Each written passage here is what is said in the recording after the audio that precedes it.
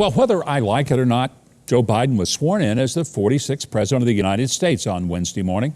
Immediately following, he gave what I thought was, on the whole, a pretty good speech. He hit the right notes on unity, urging people to turn down the partisan heat and stop attacking people for having different views. And he also said he wanted to be president of all Americans. He mentioned George Washington instead of canceling him. He quoted the Bible, and he used the phrase, under God. Now, those are three things that might risk him getting canceled by some of his own supporters. I could have lived without some of the digs at his political opponent and America's supposed systemic racism, which were at odds with the unity and reconciliation theme of the speech. But then I expected to get a lot more of that sort of thing, so the overall tone was a pleasant surprise. Still, talk is cheap. We'll see if it's backed up by policies that respect all Americans' beliefs and the rights to free speech and freedom of religion. I'll pray for America, stay optimistic, and hope for the best. But so far, I'm not encouraged that the Biden policies will live up to the rhetoric, because immediately upon taking office, President Biden started issuing a flurry of executive orders to basically undo Donald Trump's entire legacy, which overall, in my view, is a legacy of pretty substantial success. The orders included halting the financing of the border wall. Kind of ironic considering all the walls that were used to protect security for the inauguration. Apparently, they don't work at borders to protect us. They just work in D.C. to protect the politicians who otherwise think that they're useless. He rejoined the World Health Organization, which has really distinguished itself as a patsy for China during the pandemic. He's also going to include non-citizens in the U.S. Census count and other things that I tried to warn you about before the election. Now, some of these reversals might not be quite so easy. I predicted that his biggest enemy won't be Republicans, it's going to be reality.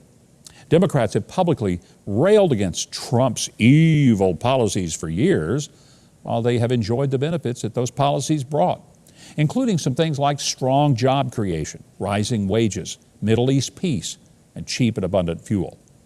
Now President Biden is poised to undo those policies, but at the expense of losing all the benefits they never gave President Trump credit for. Now, if President Biden were smart, he'd find a way to keep the policies and then claim them as his own by calling them new and improved, now with more liberal compassion or something like that. But nobody ever claimed he was a genius. Instead, Joe Biden seems bent on mindlessly reversing everything, but he might meet a little more resistance than he thought. Now, I told you before that before he even took office, labor unions and other Democrats were already pushing back against his plan to kill the Keystone oil pipeline project. And that's because it's so much better for the environment, simply by moving oil by truck, train, and ship, because that is a lot more dangerous. Among his other one-day executive orders, he signed an order to put America back into the purely symbolic and economy-crippling Paris Climate Accords. That's despite the fact that under President Trump, America actually reduced its CO2 emissions more than any nations that remained in the accords. Both it and President Biden's reimposing of the Iran nuclear deal will likely be met with legal challenges because they are plainly treaties, and that requires 2/3 Senate approval to agree to. As risky as it is to depend upon the courts, Joe Biden is already meeting resistance there. A court has blocked his Health and Human Services from forcing Catholic doctors to perform transgender surgeries. And if enough lawsuits are filed, Biden's agenda could be blocked in the courts until Republicans can take Congress back, as well as the White House. Before Democrats start crying foul over that, I'll point out that we learned that from them. It's exactly the way they stymied President Trump's agenda for 4 solid years. Only they relied on liberal activist judges who ignored the Constitution. We'll have to seek out judges who will defend the Constitution. Beyond the day one encroachments on our constitutional rights, President Biden has also reportedly removed the bust of Winston Churchill from the Oval Office, along with a large portrait of Andrew Jackson. I can understand why he wouldn't want a reminder of the fact that Jackson, a huge racist, was a founding father of the Democratic Party. But the Churchill move is a slap in the face of one of our strongest allies. President Biden added busts of Robert Kennedy, Rosa Parks, Eleanor Roosevelt, and labor organizer Cesar Chavez. I'm actually glad that he added the Chavez bust. Maybe it'll serve as a daily reminder that Chavez was a strong opponent of illegal immigration because he knew that it drove down wages for unskilled American workers exactly as President Trump proved it was doing. Well, back to the inauguration, I don't think there will be any arguments about whether Joe Biden's inaugural crowd was bigger than President Trump's or President Obama's.